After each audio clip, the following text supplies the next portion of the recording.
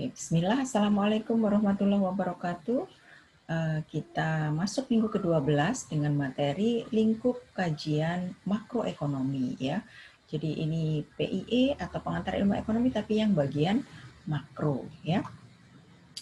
Kemarin kita sudah mengulas teori pasar. Jadi kalau dari minggu awal pertemuan mulai prinsip-prinsip ekonomi sampai teori pasar itu dengan pendekatan mikroekonomi ya.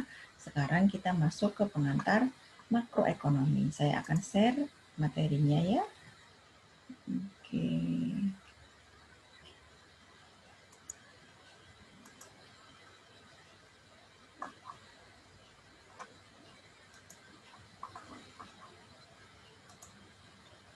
Nah, kita mulai ya di sini. Apa yang dipelajari di pasar makro? Oh, sayang sekali dia lompat ya. Jadi di sini kita ulas kembali bahwa dari sisi analisis antara mikro dan makroekonomi itu memiliki lingkup yang berbeda ya. Kita tahu bahwa unit analisis mikroekonomi itu adalah perusahaan ya. Tujuannya untuk efisiensi penggunaan sumber-sumber daya perusahaan ya.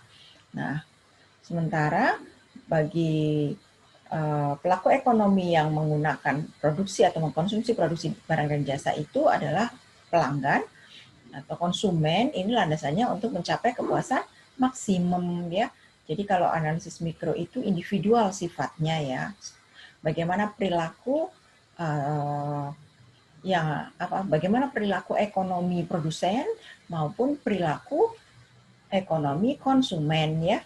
Jadi itu kalau di analisis mikro ya. Jadi bersifat individu keputusan pelaku ekonomi. Ya misalnya produsen itu kan perusahaan, konsumennya masyarakat atau rumah tangga ya. Bagaimana prinsip-prinsip memaksimumkan kepuasan dan itu untuk konsumen dan prinsip-prinsip untuk maksimumkan keuntungan untuk produsen ya. Nah, pada waktu makro ada berbeda. Jadi di makro lingkupnya adalah tidak lagi pelaku ekonomi individual, tetapi pelaku secara agregat. Jadi kumpulan para pelaku ekonomi dalam seluruh perekonomian ya. Nah, ini nanti arahnya untuk penentuan tingkat kegiatan perekonomian ya. Sehingga di sini juga akan kita pelajari peran pemerintah untuk memaksimumkan kegiatan perekonomian ya. Kemudian ini slide kedua, pasar yang dihadapi kalau perusahaan seperti atau pelaku ekonomi seperti perusahaan dan konsumen itu di pasar, teori pasar kita ketemu dengan pasar perfect market, monopoli, monopsoni, ya, oligopoli, oligopsoni. Kalau di makro kita kenal 4 jenis pasar yang berbeda ya. 4 jenis pasar ini, yang pertama adalah pasar barang, pasar fisik istilah kita ya. Jadi kalau ada barang yang diperdagangkan itu namanya pasar barang. Kemudian ada pasar uang, ada transaksi, permintaan dan penawaran uang. Kemudian ada pasar tenaga kerja dan pasar luar negeri ya. Mungkin kita bisa slideshow.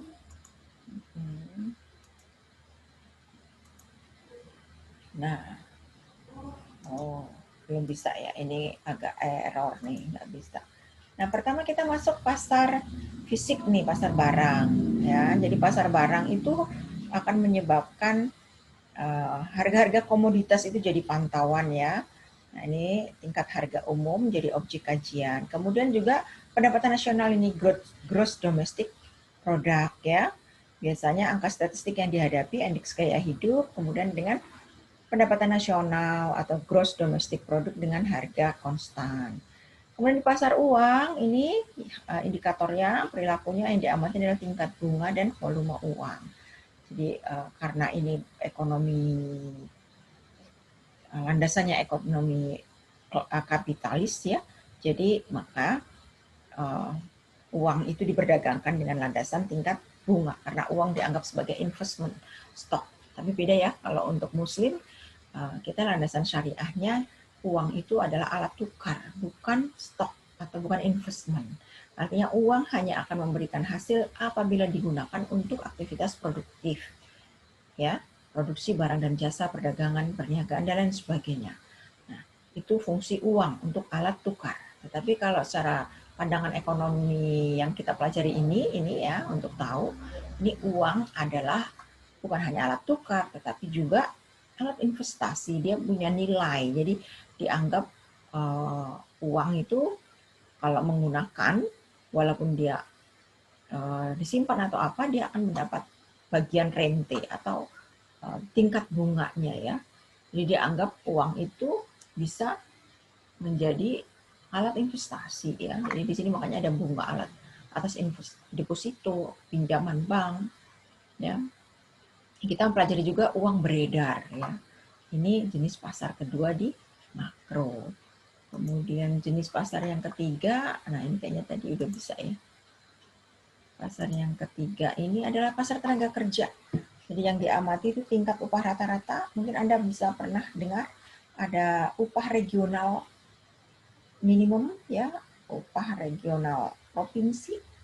Nah, kemudian ada soal pengangguran dan employment, tenaga kerja dan pengangguran. Unemployment, employment ini tenaga kerjaan, unemployment ini pengangguran.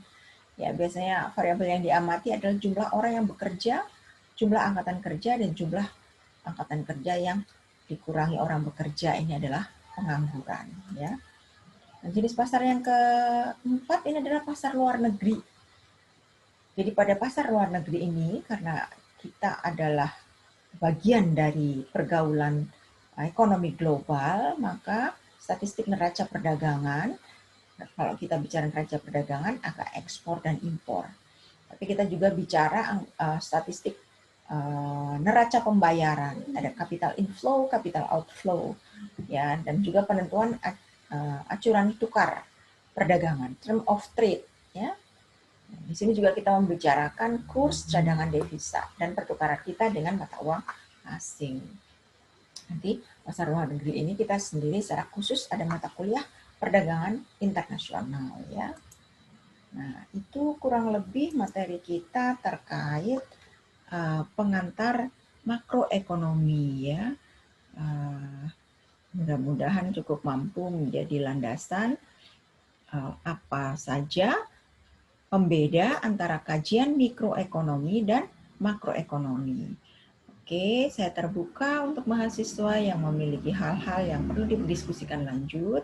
Nanti bisa kita diskusikan di WAG kita ya. Terima kasih untuk hari ini. Saya akhiri. Assalamualaikum warahmatullahi wabarakatuh.